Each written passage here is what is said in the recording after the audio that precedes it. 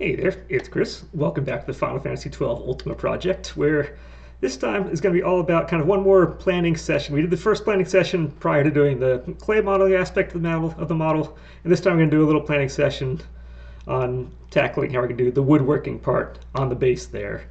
And I kind of want to do this one a little different than I've done in the past, in that in this one I kind of want to do this in regards to one of those social issues that's probably you may have seen pop up kind of at the start of the month, like 2 or 3 weeks ago. It kind of came to light in that the current generation coming up right now, and I'm millennial, the one that came after me, the internet, I'm going to call it either the internet or AI generation coming up, is the first one in recorded memory here or recorded history that has, on the aggregate, lower cognitive ability to process, say, long form information, to kind of stay focused on what you're doing, to process the information we have.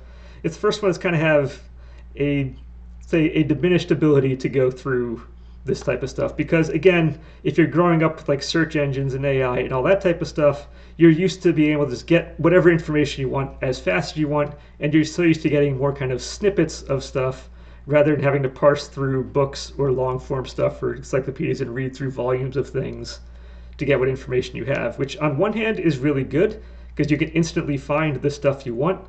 But on the other hand, you do miss a lot of the little kind of random, you would think are kind of throwaway facts and throwaway information stuff that you may not need at the time.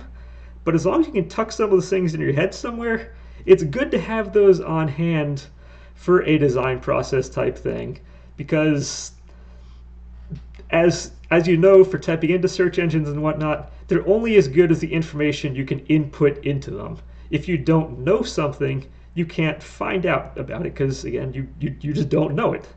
I remember my class example was how to spell stuff when growing up. You're like, oh, I want to see how to spell paper mache. And my mom would come down and go, oh, well, just look it up in the dictionary. You're like, I don't know how to spell it, so I can't find it in the dictionary. So if you don't know certain aspects of stuff, you can't find them out as you go. So if this doesn't make any sense to you, hang on for just a sec, because if you ever played the game Tribond, we're going to use 3 examples on this that seem like they have nothing to do with this on the side, but we're going to tie them back into that and how it helps on the design process. So how does the base on here relate to the 3 things? I'm going to go with Egyptian obelisks, we're going to go with Greek columns, and a popular carnival ride. So what do those 3 things have to do with this base? So to start, we're going to start with the fun. We're going to start with the carnival stuff. And if you've ever been to an amusement park or whatnot, we're going to go to my other computer screen here, which hopefully you can see my mouse because I'm not using Microsoft Paint this time. But if you've ever seen a carousel, carousels are awesome. These are like the quintessential amusement park ride. They're magical, they're great, they're fun. And if we zoom in on these, we have, say, the horse in the foreground here. I can go even a little more than, we can go a little more than that. As you can see, these things are detailed like crazy, especially if you do the traditional kind of wooden ones that were hand done in the past. These things are absolutely freakishly amazing how they look. You can see the roses on here, you have the feathers coming down, the tassels coming down. It's just, this thing is great. Now, what you probably didn't know is that there are different levels of decorations that go onto each of these carousels. Not everything is going to be the same. So this outward side that I'm showing right now is just for if you're playing like a game of Trivial Pursuit or something, find yourself on Jeopardy. This is called the romance side of a carousel. This is the side of the horse. It's on the outside edge that's facing the crowd, this is the side that you see. If we come on over the side here, we move to the inner ones. As you can see, they're not quite as detailed. You don't see the tassels on these. You don't see the rose type things on these things.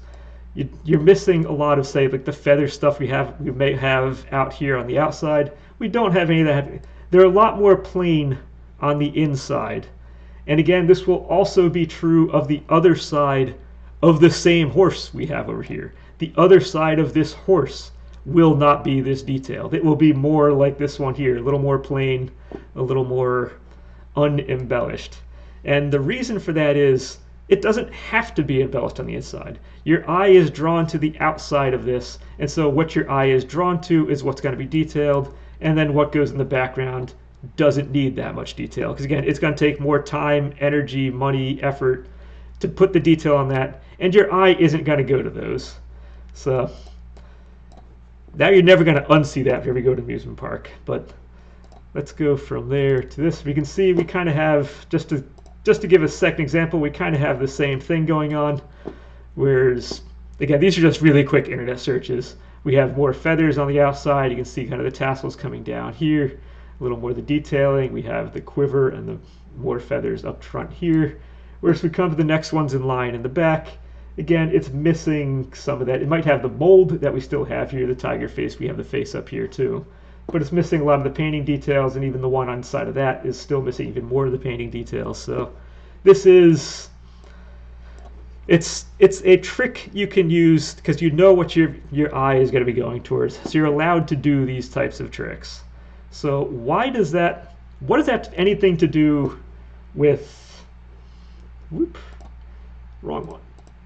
What does that have anything to do with the base here? So here's a screenshot from the fight itself. Now, unfortunately, I have my PlayStation 2 is hooked up to my desktop, OBS is on my laptop, and the two don't hook up yet.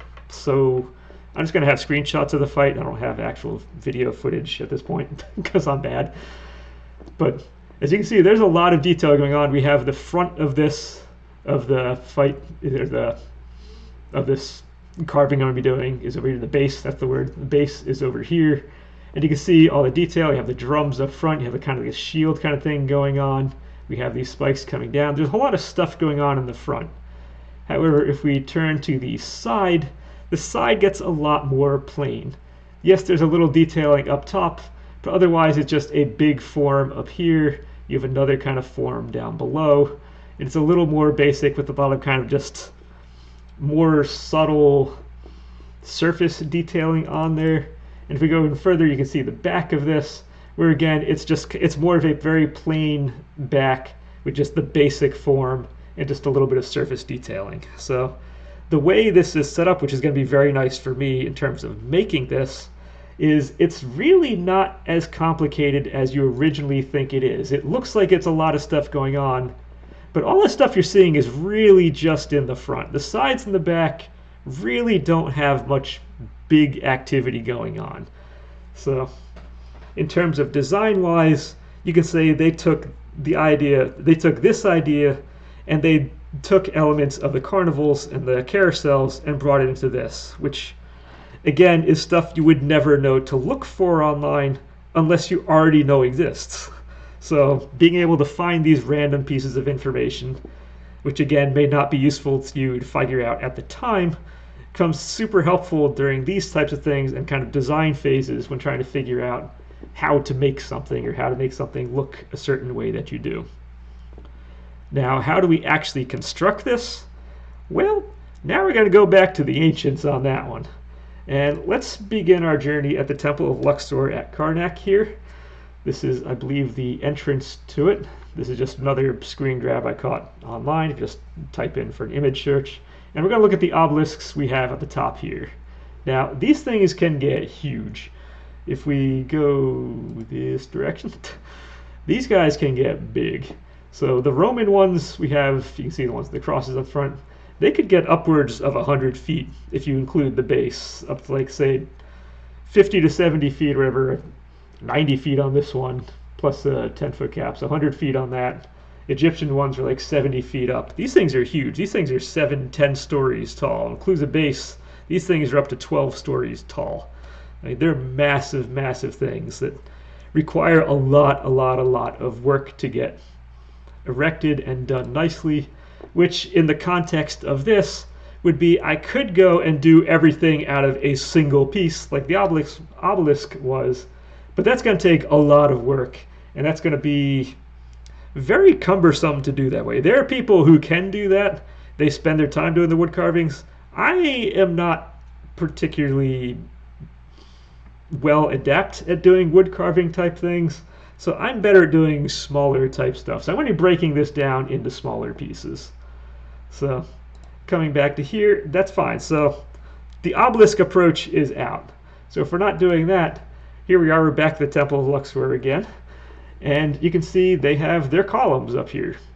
And once again, these things are massive, which you can't really get a great scale in this image, but you can see the width of these columns, each one, is about the same size as the width of the openings between. So the columns themselves are taking up 50% of the space that's in here. And to give you an idea on how big these things are, again, simple image search online, you can see these things are just massive, massive, massive things. And there's a reason they have to be that. Actually, there are really two reasons you have to be that. The first is, you can see up top, these are stone caps that go on top of things. The stone can only get so big and span such a distance before they crack and break. So that becomes a pretty big limiting factor. The other one is, just to keep these things stable, if you're making them that tall, you need a big foundation. I'm making hand gestures, which don't help you at all right now. Hey, the obelisk in the background. But they need a big, solid foundation just to hold that much up to keep it sturdy and keep it from wobbling and breaking over time. So they kind of started doing this. And again, you can see they're made out of, they're not solid. The columns themselves are not solid. They're made out of kind of stone stacked to each other with pretty much just either a limestone or something kind of mortar, or a finished veneer on the front that then you can carve into. So they can do that, but they're made out of smaller pieces. But again, it's just essentially piled smaller pieces put up. So they need a big foundation so they don't get knocked over or fall over in the end. If we go back, the Greeks found a way to make this a little more efficient. You can see there's a lot more space between these columns, because they took the idea, you could say, that the Egyptians had made, and they kind of tweaked a little bit and added their own little flair to it and their own little inventions, and they were able to make this much more sturdy. So how did they go about doing that? So if we come to our ruins here, as you can see, well, I guess it's not as sturdy, they're in ruins, but the way they made these columns, you can see, just look at this, they're individual drums that go on top. So rather than just being made of kind of blocks kind of making circumference and built up, these are just individual drums laid on top of each other, with one big innovation the Egyptians didn't use. In that, if we zoom in real close on this guy down here, you can see a little divot. You see my here. You can see a little divot in the middle of that guy. You can see a little divot in the middle of this one. You can see a little divot in the middle of this one. So what they did to make their columns skinnier and allow more breathability and air inside them, more space inside them to look good, is inside each of those divots, inside each of these individual sections. You can see a section here, a section here. There's easier on this column, here, here, here, here, here. In the middle of each one of those is a little spike, a little kind of a metal rod that goes in between and holds this all together. So this keeps things, if you have plate tectonic, something happens, you have earthquakes and stuff that happen, in general, this will help hold things together easier. Think of it like early rebar, holding this whole thing together. And it's allowed to keep everything together, it keeps it all straight, and it keeps it all very structural as it goes up. So once again, bringing that back into our, actually we're going to go straight to our paint from over here. We are using Microsoft Paint, haha. Okay, so bring that back to over here. What I plan on doing is taking these big forms that we have. You can see we have a big form over here. We have a big form over here. We have a big form that goes up, down there. And we can say we have the drum on top. And there is a little kind of dowel thing down there. So in order to do this, my plan is to take the 1/8 inch metal rod I usually use as the basis. If you've watched the Ultima one, the first one, the wireframe, the very first part is I shove that 1/8 inch metal dowel straight up through. We're going to do the same thing down here. We're going to have one rod go all the way up through each of these parts and just kind of hold everything together. This will keep everything aligned. It will keep it all together. It will keep it nice and neat. The other thing I can do is, rather than just make these as kind of individual monolithic pieces. The problem I'm going to have with that, which really isn't, if I break these down individual parts, that's actually not going to be too much of an issue. The only issue I have with this is I live in an apartment. And because I live in an apartment rather than a house, I do want to keep I do keep kind of noise considerations in mind when I do the carving stuff. And there are different levels of tools we need to do things with. And if I were to keep, say, these elements as big as they are, which I'm going to go back to you, I've already kind of sized some of this stuff out. If I want an 1 3/8 down here, 2.5 inches on that block, you guys here 1.5 inches big. These are things that are like 2x4, 2x6 kind of sizes I would need to use to make these. And to cut that is going to be things like a skill saw, a jigsaw, things that are really, really loud to use. So rather than do that, I'm going to break this down into smaller parts that I can do with a scroll saw or the Dremel. So rather than use those sizes, I have 3/4 pieces of wood, just kind of trim boards that are 3/4 inch wide, and I'm just going to sandwich them on top of each other. So rather than have one big piece, I'll have a piece over here, a piece over here. I can break you into a couple pieces. I can then break this one into a couple pieces. We're going to stack these layers on top of each other, and this way I can use the scroll saw to cut these into the sizes they need, rather than a jigsaw or a skill saw to cut those sizes. I can get the basic forms done then. I can glue them together, clamp them together, join them as one, because it's going to be painted in the end. I don't need to worry about seams. I can then sand them, cut them, sand them, put them all together. And then from there, I can use either Dremel or hand tools to get the fine kind of filigree carvings put in there. And it's all going to be held together again by this spike that goes up the middle here. And that'll help hold it all together. So that's kind of my master plan on coming back to this. And how we're going to get through each individual part, we're going to kind of go through as we go through this process. But that's generally what I want to throw out there. Just kind of more of a history lesson, more of things that, again, it's stuff that if you don't know, you can't find this online because you don't know to look for this type of stuff online. And again, these are the things that may influence this. There might be other projects down the line. They're going to have other kind of just random info that you may have accumulated over time that you can bring in, which is best kind of gotten through more long form media or listening to lectures and stuff like that. So you can kind of pick up things that really a search engine or AI really isn't going to be able to help you with, because again, you just don't know it exists to begin with. So I don't know, different way of thinking about doing things, but that's where we are. I'm hoping, although I've now kind of gone over a basic idea of how I'm going to be making this form here, it does wind up being, although I'm using these examples that are like these gigantic columns and whatnot, the thing's only going to be this tall. The base is really only going to be that tall. But it's like 5 or 6 inches tall, that's it. So, big examples for little pieces. But just a different way of thinking about it and going into that. And I'm hoping, actually, the next video that goes out, I'm hoping will be one more clay modeling session. It'll be the last. I do have, once the wings should be done, I know this is going out Saturday morning. By the end of Saturday, I should actually have the wings done at that point.